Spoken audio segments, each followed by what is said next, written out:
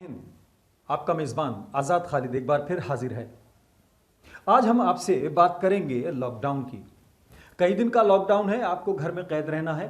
हालांकि इसको लेकर लोग तरसते थे कि कब छुट्टी मिलेगी और कब घर पर रहना होगा, लेकिन अब यही घर पर रहना शायद कुछ लोगों के लिए बोझ बनता जा रहा है। आज मैं बात करूंगा आपसे कि लॉकडाउन के दौरान यानी घर में कैद रहने के दौरान आप क्या क्या कर सकते हैं और क्या आपको करना चाहिए और क्या करने से आप बोर भी नहीं होंगे, और इसके बाद मैं ये भी बताऊंगा कि क्या नहीं करना चाहिए। फिलहाल पहले बात करते हैं क्या क्या करना चाहिए, क्या क्या आप कर सकते हैं। और इससे पहले मैं आपको एक बात और बता दूं कि आज से हम आपके साथ जो बात किया करेंगे उसको इंडिपेंडेंट थॉट्स ऑफ आज़ाद खालिद के नाम से किया करेंगे, क्योंकि अब लगता है कि अगर ख्यालों में आज़ादी ना हो तो शायद आज़ादी के सही मायने ना है। लेकिन अब नए नाम से हम आपसे मुखातिब होंगे और आपसे एक गुजारिश और है कि अगर आपने हमारे चैनल को सब्सक्राइब नहीं किया है तो प्लीज़ सब्सक्राइब करें, बल्कि सब्सक्राइब करने से पहले एक बार कमेंट ज़रूर करें ताकि आपकी राय हमको मिल सके। हम कहीं गलत हों तो आप हमको राय भी दें और हमको गाइड भी करें, क्योंकि हमारी असली ताकत और असली मार्गदर्शन आप ही से होता है। तो हम आज बात कर रहे थे लॉकडाउन की।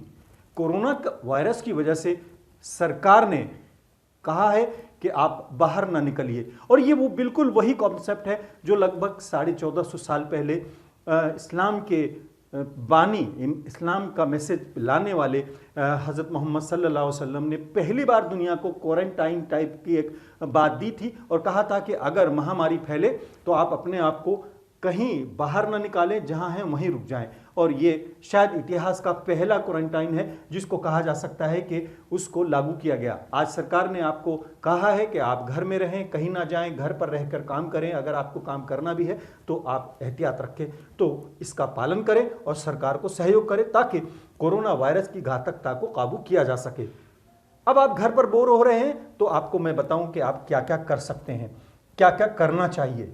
सबसे पहले मैं आज आपसे ये कहूंगा कि सबसे पहले आप अपने मन में आत्ममंथन करें, अपने जीवन का अवलोकन करें और ये देखें कि कहां कहां आपसे गलतियां हुई हैं।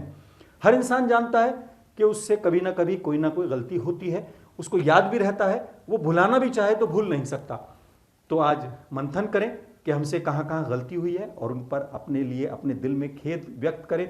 और उसके बाद ये बात हम दोबारा करेंगे, इस पर विस्तार से बात करेंगे, लेकिन सबसे पहले आपको ये करना चाहिए कि आप जिस भी धर्म को मानते हैं, लेकिन उसमें एक भगवान का, एक अल्लाह का, एक गॉड का कॉन्सेप्ट हर धर्म के अंदर है।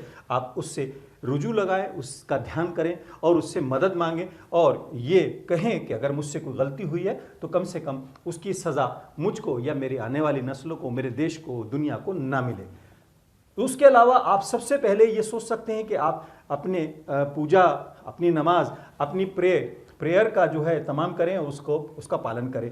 उसके अलावा आप धार्मिक किताबों को पढ़ सकते हैं, जिस भी धर्म को आप मानते हैं। बाइबल को पढ़ सकते हैं, गीता को पढ़ सकते हैं, रामायण को पढ़ सकते हैं और उससे आपको बहुत कुछ ज्ञान भी मिलेगा, आपका समय भी बचेगा, समय भी कटेगा। और उसके अलावा कुरान को आप पढ़ सकते हैं। कुरान को आप अगर पढ़ते हैं तो आपको उससे मार्गदर्शन मिलेगा। और एक बात और हो सकता है आप इसको ये सोचे कि चूंकि मैं मुस्लिम हूं खुद, इसलिए आपको ये राय दे रहा हूं, लेकिन नहीं, आपको मैं राय देता हूं कि एक बार बल्कि रिक्वेस्ट करता हूं कि आप कुरान को जरूर पढ़ें और उसको तर्जुमे के साथ पढ़ें। क्योंकि अगर बात करें जितनी भी किताबें आई हैं, आसमानी किताबें जितनी भी हैं, जितने भी धार्मिक ग्रंथ हैं, उसको कुरान भी और इस्लाम भी मानता है। चाहे वो गीता हो, चाहे रामायण हो, चाहे ऋग्वेद हो, चाहे कोई सी भी किताब हो, बाइबल को, तौरात का बाकायदा कुरान में जिक्र है। लेकिन अगर बात करें किसी भी मजहबी किताब के प्रिजर्व रहने का, तो अकेला कुरान ही एक ऐसा ग्रंथ है, एक ऐसी किताब है जो अभी तक एक नुक्ता, एक जेर और जबर का उसमें फर्क नहीं हुआ है। क्योंकि उसके सिस्टम को अगर हम बात करेंगे तो बहुत टाइम निकल जाएगा, लेकिन ये सब जानते हैं, पूरी दुनिया जानती है कि कुरान में अभी तक कोई तब्दीली नहीं हुई है। इसलिए इसके अलावा कुरान और भी धर्मों को मानता है। ये आपकी को राय है, रिक्वेस्ट है, माने ना माने, लेकिन ये एक राय है। उसके अलावा आप दूसरा काम ये करें कि सबसे पहले अपने परिवार पर नजर डालें। परिवार में अगर आपके नाना नानी, दादा दादी या कोई बुजुर्ग मौजूद हैं, सबसे पहले उनसे बात करें, उनसे एक दोस्त की तरह बात करें। उनसे जो अब तक संवाद नहीं हो पाया, उस संवादहीनता को खत्म करें। उनसे उनके जीवन के बारे में पूछें। बचपन के बारे में पूछें, उनके माता पिता के बारे में पूछें, उनके चैलेंजेस के बारे में पूछें, उन्होंने क्या क्या चैलेंज जीवन में देखे हैं, उन चैलेंजेस को ज़रूर पूछें। किस तरह से उन्हें अब बदलाव नज़र आता है। जो आपके दादा या दादी या नाना नानी को बुजुर्ग होंगे, उनके ज़माने में भी ऐसी बीमारी भी आई होंगी और भी तमाम चीज़ें हुई होंगी। आज आप टीवी से दिल बहलाते हैं, वो कैसे दिल बहलाते थे, बचपन में उनके खेल क्या थे, ये बात आप उनसे कर सकते हैं।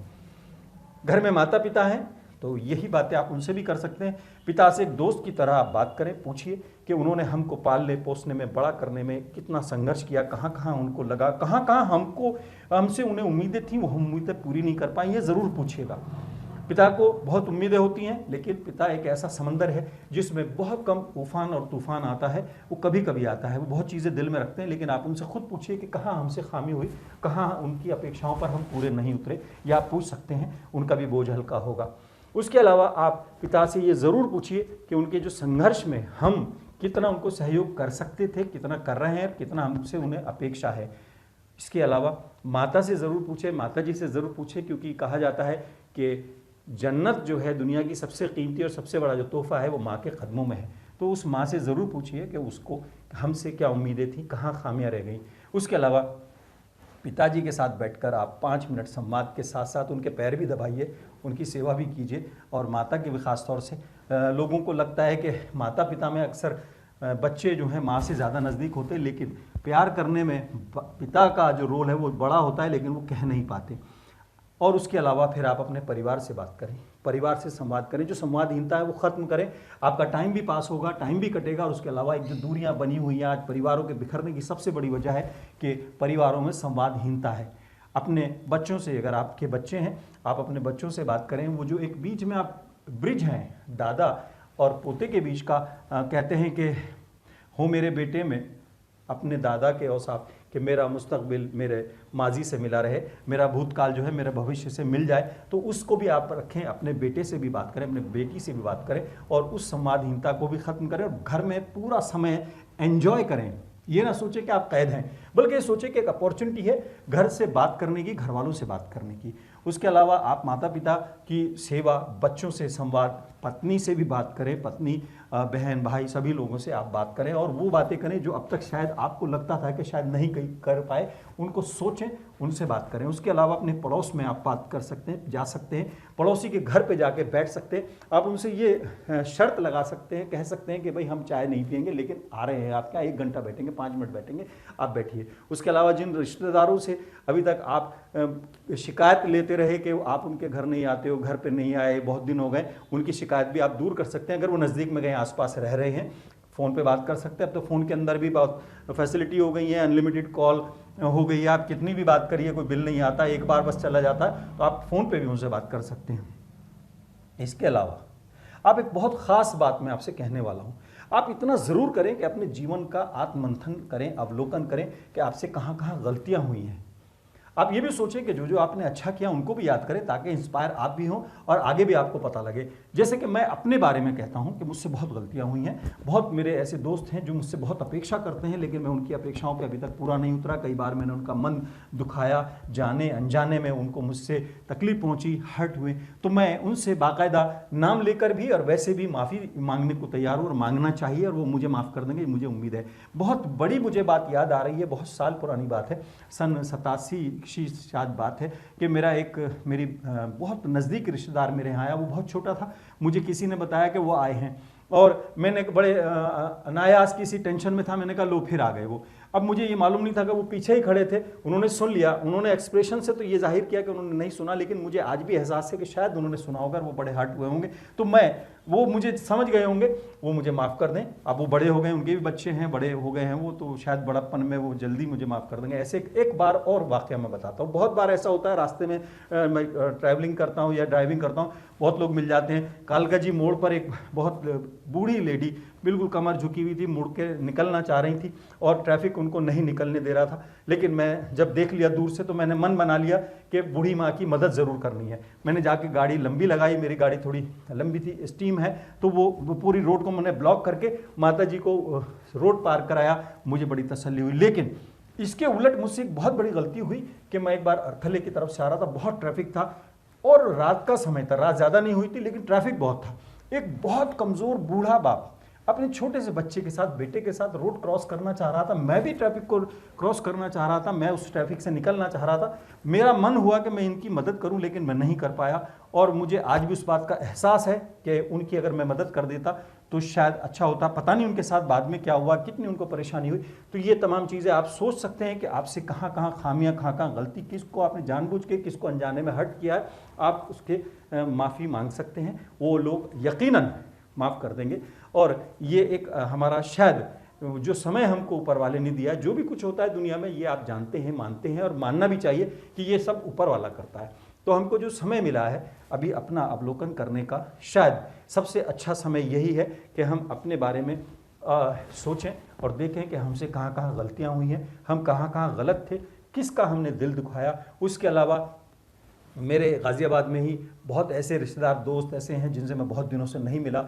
तो ये मौका था, लेकिन चूंकि अब पाबंदी है कि हम जा नहीं सकते, तो देखिए पाबंदी में घर तो हम हैं लेकिन उनकी शिकायत नहीं दूर कर पा रहे। तो अब ये मान लीजिए कि जैसे ही अब ये लॉकडाउन खत्म होगा तो कम से कम ये जो ना जाने वाला, मिलने वाला, जो ना मिलने वाला जो तरीका था उसको बदलेंगे, लोगों से मिलेंगे, लोगों से बात करेंगे। क्योंकि दुनिया, समाज हमसे भी है और हमारे दोस्तों से है। हमारी जो खुशियाँ हैं, हमारी जो सब कुछ है, वो हमारे दोस्तों से, हमारे रिश्तेदारों से, अपनों से है। उनसे अगर हम मिलते हैं तो बहुत अच्छा होता है, नहीं मिलते हैं तो वो हमसे शिकायत भले ही ना करें, लेकिन उनके मन में एक शायद कहीं ना कहीं कसक ज़रूर रहती है। उसके अलावा आप ये ज़रूर सोचें कि कहीं ना कहीं हमसे जो खामियां हुई हैं, गलतियां हुई हैं, उनका हमको खमियाजा हमको यहीं भुगतना पड़ता है।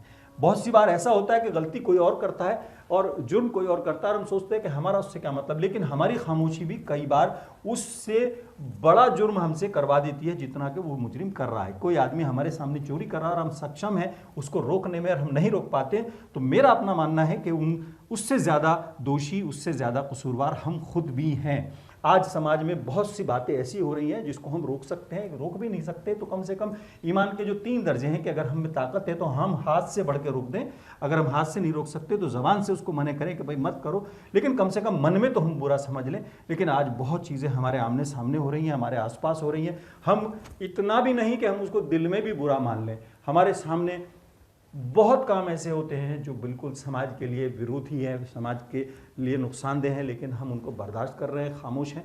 ये भी शायद हमको आज सोचना होगा, इन ख़ास तौर से इस लॉकडाउन के ज़माने में, कि हमको ये देखना होगा कि हमारे आसपास क्या कुछ ऐसा हो रहा है। आप देखें, मेरा एक अपना पर्सनल मेरा एक्सपीरियंस है, मेरा बहुत पुराना वाक़या है। मेरे बहुत अजीज़, मेरा सबसे अजीज़ दोस्त संजय सिंघल की जब एक्सीडेंट में डेथ हुई, पोस्टमार्टम हुआ, पोस्टमार्टम के बाद जब वो डेड बॉडी को पैक करके मुझे दिया गया तो वहाँ पर एक आदमी था, मैं नहीं कहूँगा कि वो पुलिस वाला था या कौन था, उसने आके कहा कि साहब हमने बहुत अच्छी पैकिंग कर दी है, सब कुछ कर दिया, या ज़रा इसका कोई इनाम दे देना थोड़ा सा। तो मैं आज तक ये सोच नहीं पाया कि मैंने शादी ब्याह में, बारात में बैंड वाले को, बाजे वाले को इनाम देते सुना है, देखा है, लेकिन पोस्टमार्टम के बाद कौन सा इनाम कोई मांगने की हिम्मत करता है, ये मैं आज तक नहीं समझ पाया। हालांकि मैंने उसको विरोध भी दर्ज किया, सब कुछ मैंने किया, लेकिन मैं आज भी सोचता हूँ कि ऐसे अगर हम सब लोग सोचें कि हम अपनी सुविधा के लिए या थोड़े से आसानी के लिए जब रिश्वत देते हैं या रिश्वत को बढ़ावा देते हैं तो वो भी कहीं ना कहीं समाज के लिए घातक है। उसके अलावा बहुत चीज़ें ऐसी हैं जो आसपास हमारे होती है। कई बार हमने देखा महिलाओं ने जाके शराब के ठेकों को तोड़ दिया। हमें लगता है कि वो शायद उन्होंने गलत किया, लेकिन हमें लगता है कि उन्होंने ठीक किया। हम उनका साथ दे सकते हैं। शराब खाना अगर आसपास खुलेगा तो घर बिगड़ेंगे, और बहुत सी चीज़ें ऐसी हैं। अवलोकन करें, आसपास देखें। फिलहाल आज इतनी ही बात, क्योंकि बहुत ज़्यादा बातें भी शायद ठीक नहीं होती, और कम से कम हम ये ज़रूर देखें कि हम कहाँ गलत हैं। अपने मन में, अपनी अंतरात्मा में ज़रूर झांक के देखें हम कहाँ गलत हैं। और हाँ, आपके कमेंट की मुझे बहुत सख्त इसलिए ज़रूरत है कि मैं आज़ाद ख्याल से जब आपसे बात करूंगा, इंडिपेंडेंट थॉट्स ऑफ आज़ाद खालिद में आपसे बात होगी, तो वो इतनी इंडिपेंडेंट भी ना हो जाए कि कहीं शायद आपके हदों को पार करे, हमारी हदों को पार करे। तो आपका मार्गदर्शन बहुत ज़रूरी है। चैनल को सब्सक्राइब भी कर सकते हैं आप बहुत चीज़ें देखते हैं, लेकिन कहीं खामी हो तो गाइड ज़रूर करें। फ़िलहाल अपने मेज़बान आज़ाद खालिद को इजाज़त दें। जय हिंद।